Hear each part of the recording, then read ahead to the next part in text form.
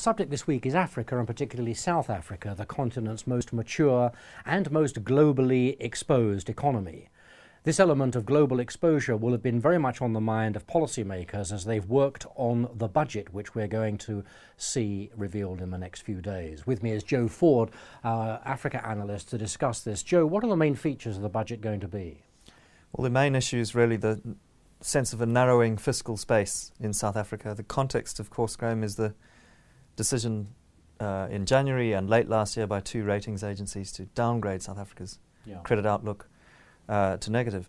And the sense that with the growing demand for social welfare spending and the sense of narrowing options for the government, the question of where it will seek to fund its quite ambitious infrastructure spending plans, the question of the source of those sorts of fiscal.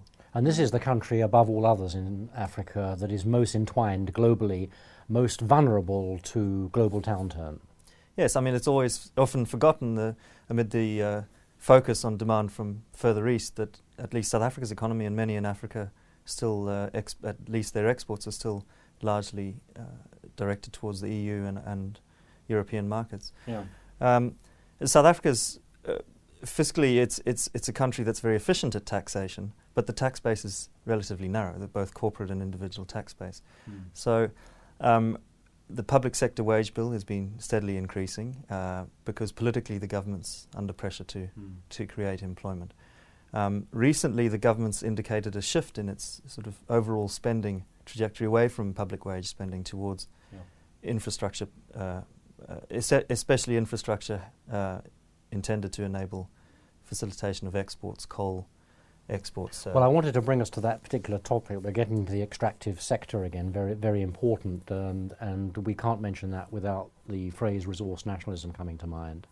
And that would have been on the minds of many at the Indaba mining conference in Cape Town, which you have just returned from. Huge gathering of almost everybody in that sector.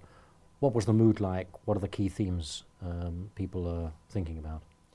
A lot of the tension was on South Africa and South Africa's own policy, but wider than that, the main themes were really the skills shortage across Africa, and coupled with that, the need in local communities to find ways to employ locals either in mining or in some other way in order to appease the expectations that local communities have of new mining investment. So skills shortages and employment creation and infrastructure deficits. I mean, it's one thing to look at all the headline deals, but the power and transport infrastructure required to bring these to export and production is quite considerable. That in itself is an investment opportunity, but it still creates quite a challenge.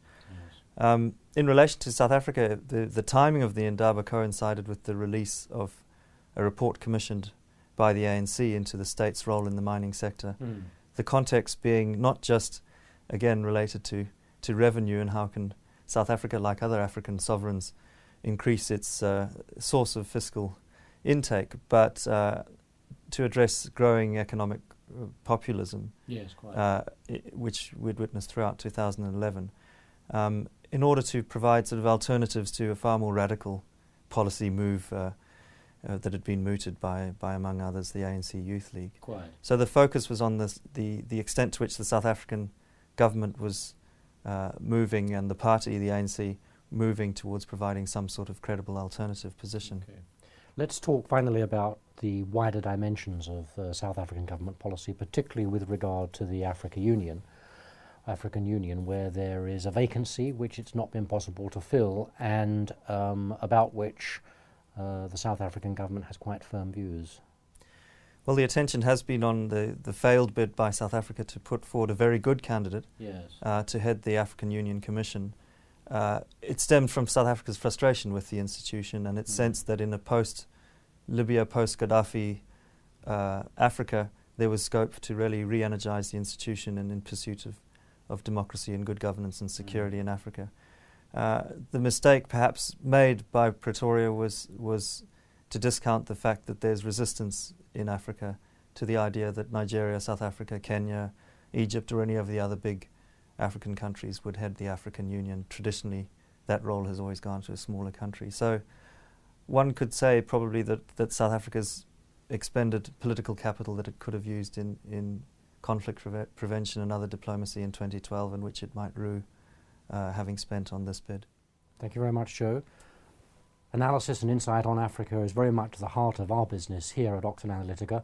Do look out for our work in that area. In the meantime, thanks for watching.